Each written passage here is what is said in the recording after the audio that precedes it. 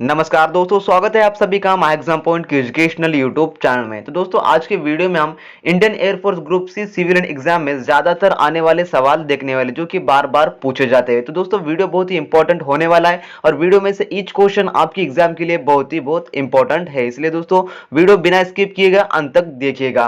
तो दोस्तों, आज का जो हमारा question set Indian air force group C civilian exam का वो फर्स्ट है। आज से जो हमारी टेस्ट सीरीज स्टार्ट होने वाली है जो कि आपके लिए इंडियन एयरफोर्स ग्रुप सी के लिए होगी। सिर्फ इंपॉर्टेंट क्वेश्चन से आपको प्रोवाइड कर दिए जाएंगे और उसी के साथ आपको फ्री में मॉक टेस्ट भी दिया जाएगा जो कि प्रैक्टिस के लिए होगा, वो भी फ्री में होगा। दोस्तों, आपको यहां पर किसी भी तरह के चार्जेस देने की जरूरत नहीं है, मुफ्त में आपको फ्री में टेस्ट सीरीज प्रोवाइड कर दी जाएगी डेली के डेली बेसिस पर। तो दोस्तों, इसके लिए आपको फ्री टेस्ट सीरीज के लिए सिर्फ आपको अपना हमारा टेलीग्राम ग्रुप ज्वाइन करना होगा, जिसके लिए डिस्क्रिप्शन में लिंक दी हुई है, वहां से हमारा टेलीग्राम ग्रुप ज्वाइन कीजिएगा। दोस्तों, वहां पर आपको इंडियन एयरफोर्स से रिलेटेड सभी अपडेट बताए जाएंगे। तो दोस्तों, आज का जो हमारा क्वेश्चन सेट नंबर फर्स्ट है वो हम अभी स्टार्ट करते हैं। तो दोस्तों, हमारा पहला सवाल जो बनता है वो ऐसा है, उच्च न्यायालय के न्यायाधीशों को शपथ इनमें से कौन दिलाता है? तो उच्च न्यायालय के न्यायाधीशों को शपथ कौन दिलाता है? तो इसका जो आंसर है दोस्तों वो है ऑप्शन डी, राज्यपाल। राज्यपाल जो होते हैं वो उच्च न्यायालय के न्यायाधीशों को शपथ दिलाते हैं। उसके बाद हमारा दूसरा सवाल, भारत की प्रथम कागज रहित समाचार पत्र द न्यूज टुडे इनमें से कौन से दिन को शुरू किया गया था? तो इसका जो आंसर है वो है ऑप्शन सी, 3 जनवरी 2001 को शुरू किया गया था। अंतरराष्ट्रीय न्यायालय में नियुक्त प्रथम भारतीय न्यायाधीश इनमें से कौन है? तो इसका जो आंसर है वो है ऑप्शन बी, जीवी मावलकर। जीवी मावलकर अंतरराष्ट्रीय न्यायालय में नियुक्त प्रथम भारतीय न्यायाधीश है। नेक्स्ट क्वेश्चन हमारा, पंडित जसराज इनमें कौन से घराने के साथ संबंध रखते हैं? तो इसका जो आंसर है वो है ऑप्शन सी, मेवाती। पंडित जसराज जो है वो मेवाती राजघराने के साथ संबंध रखते हैं।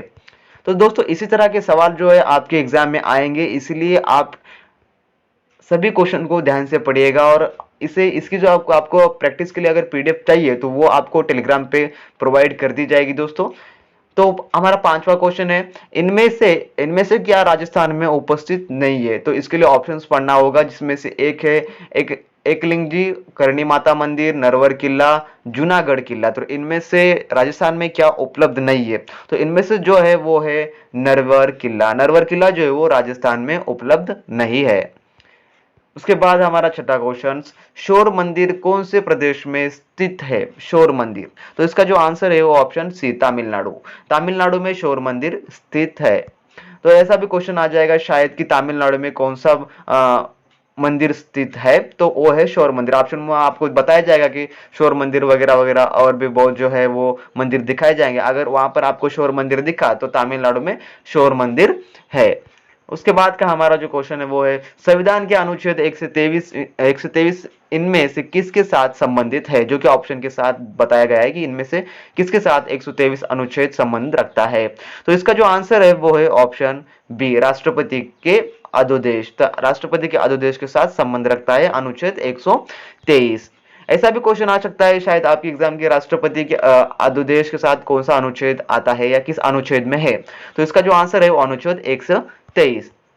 उसके बाद हमारा जो 8वां क्वेश्चन है, इनमें से कौन सी भाषा संविधान की 8वीं अनुसूची के अंदर नहीं है? अंदर नहीं ऐसा कहा है। तो इसका जो आंसर है वो है ऑप्शन बी, फारसी। फारसी जो लैंग्वेज है वो संविधान के 8वें अनुसूची में नहीं है, अनुसूची के अंदर नहीं है। उसके बाद हमारा क्वेश्चन है, करगम इनमें से किस प्रदेश का लोक नृत्य है? तो लोक नृत्य बताना है जो कि करगम है लोक नृत्य।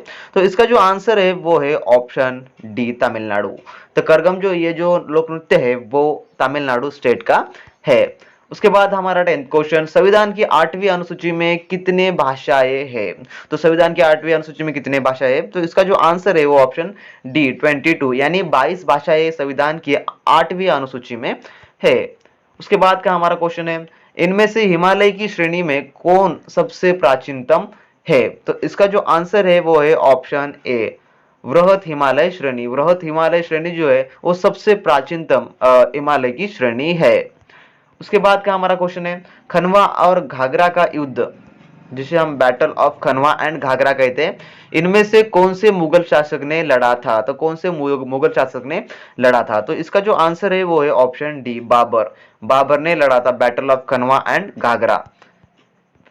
उसके बाद का हमारा क्वेश्चन है, सुप्रीम कोर्ट की सर्किट बेंच में इनमें से कहां पर है सर्किट बेंच? तो इसका जो आंसर है वो है ऑप्शन नंबर डी, इनमें से कोई नहीं, जो कि चेन्नई, मुंबई, कोलकाता, इनमें से कहीं पर भी सर्किट बेंच नहीं है, इसलिए इसका जो आंसर बनता है ऑप्शन डी। उसके बाद का हमारा क्वेश्चन है, महात्मा गांधी राष्ट्रीय रोजगार गारंटी योजना में महिलाओं का न्यूनतम अनुपात कितना होना चाहिए? तो इसका जो आंसर है वो है ऑप्शन बी, 30% तो होना चाहिए। उसके बाद का हमारा क्वेश्चन, भारत में सबसे ऊंचा बांध भाखड़ा इनमें से कौन से नदी पर बना है? तो बांध जो भाखड़ा बांध है वो किस नदी पर बंधा है ये हमें बताना है। तो इसका जो आंसर है वो है ऑप्शन सी, गोदावरी। जो भाखड़ा बांध बंधा हुआ है वो गोदावरी नदी के ऊपर स्थित है, इसके लिए इसका जो आंसर बनता है ऑप्शन नंबर सी। उसके बाद का क्वेश्चन, भारत की पहली आयरन स्टील कंपनी इनमें से कौन सी जगह पर स्थित है? तो इसका जो आंसर है वो है ऑप्शन बी, हीरापुर में। जो भारत की पहली आयरन स्टील कंपनी है इनमें से, जो कि हीरापुर में स्थित है। इसके बाद का हमारा क्वेश्चन है, 20 सूत्रीय कार्यक्रम का पुनर्स्थापन इनमें से कौन से साल में किया गया था? तो इसका जो आंसर है वो है ऑप्शन डी, 2007 में किया गया था। इसके बाद का हमारा क्वेश्चन, इनमें से कौन म्यूचुअल फंड्स को विनियमित करने का कार्य करता है? तो इसका जो आंसर है वो है ऑप्शन ए, SEBI। SEBI, ये दोस्तों आप बहुत ही ध्यान से सुनिएगा, SEBI है, SBI नहीं है या RBI नहीं है, SEBI, जो कि म्यूचुअल फंड को विनियमित करता है, इसके लिए इसका आंसर बनता है वो है ऑप्शन ए। इसके बाद का क्वेश्चन, महाबलीपुरम के पेंगोडा किनके द्वारा बनाए गए थे? तो इसका जो आंसर है वो है ऑप्शन ए, पल्लव के द्वारा बनाए गए थे। इसके बाद 20वां क्वेश्चन, पाली भाषा में निघंटा नटपुत किनको कहा जाता है? तो इसका जो आंसर है वो है दोस्तों ऑप्शन ए, महावीर को कहा जाता है, महावीर जैन को कहा जाता है। इसके बाद 21वां क्वेश्चन, कंबोडिया का अकोरवाट मंदिर इनमें से कौन से हिंदू देवता को समर्पित किया जाता है? तो इसका जो आंसर है वो है ऑप्शन डी, विष्णु को समर्पित किया जाता है। इसके बाद 22वां क्वेश्चन हमारा, भारत के अंदर डॉलर रुपए विनिमय दर किसके ऊपर निर्भर करती है? तो इसका जो आंसर है वो है ऑप्शन ए, मांग आपूर्ति संतुलन के ऊपर जो है डॉलर और रुपए का विनिमय दर निर्धार किया जाता है। इसके बाद हमारा 23 क्वेश्चंस, अगर भारतीय रिजर्व बैंक नगर भंडार वाणिज्य बैंकों को बढ़ाना चाहता है तो इनमें से सबसे पहले कौन सी संभावित कदम उठाएगा? तो इसका जो आंसर है वो है ऑप्शन ए, खुले बाजार में बांड खरीदना, ये जो है सबसे पहला कदम उठाएगा। इसके बाद हमारा 24 क्वेश्चन, पंचमहल इनमें से कौन से स्थान पर उपस्थित है यानी स्थित है? तो इसका जो आंसर है वो है option number C, Fatehpur Sikri, यहाँ पर जो है पंचमहल स्थित है, उपस्थित है। इसके बाद 25 क्वेश्चन हमारा, इनमें से कौन सी नदी दक्षिण भारत की गंगा भी कही जाती है? तो इसका जो आंसर है वो है ऑप्शन सी, गोदावरी, जो कि दक्षिण भारत की गंगा कहा जाती है, गोदावरी। इसके बाद का हमारा सवाल है, भारत में प्रथम महिला प्रधानमंत्री इनमें से कौन बने थे? तो इसका जो आंसर है वो है ऑप्शन सी, इंदिरा गांधी। भारत में प्रथम महिला प्रधानमंत्री जो बने थे उनका नाम है इंदिरा गांधी। इसके बाद 27वां क्वेश्चन हमारा, भारत के पहले उपराष्ट्रपति का क्या नाम है? तो भारत के पहले उपराष्ट्रपति का नाम है doctor Sarvepalli Radhakrishnan, option number C इसका आंसर बनता है। नेक्स्ट क्वेश्चन, हर्षवर्धन के राज्य का समय कब से लेकर कब तक था? तो इसका आंसर है वो है ऑप्शन डी, 590 से लेकर 647 साल तक इसका जो है ईस्वीसन के बीच में जो है हर्षवर्धन के राज्य का समयकाल रहा है। इसके बाद का हमारा क्वेश्चन है, नेपोलियन बोनार्ट इनमें से कौन से वर्ष सम्राट बना था? जो नेपोलियन बोनार्ट है जो कौन से साल में जो है सम्राट बना था?